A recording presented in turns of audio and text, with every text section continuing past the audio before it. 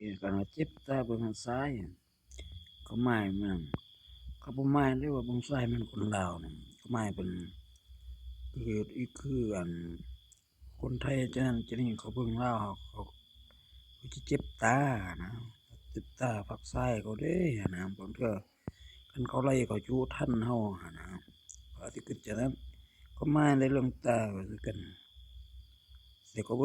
นึงก็ได้หั้นนะแบบว่าอยู่ๆคือเจ็บน้ำตาไหลหั้นนะเขาหมายจังนั้นคันเจ็บ เบิ่งกว่าก็แปลว่าเฮาเบิ่งภายเฮาเนาะเบิ่งเขาทางนั้นน่ะอาจจะมีการก่อแก้จะนั้นจะนี้เฮาเบิ่งทางเขาเพิ่นก็เจ็บตานะแต่เขาเบิ่งทางเฮามันคันแม่น้ำคลองน้ำพระยาเขาเจ้าเลาะแต่ยอดห้วยลงไปสู่ทะเลนี่ลาวเฮาอยู่ภาคซ้ายเด้เขาอยู่ภาคขวา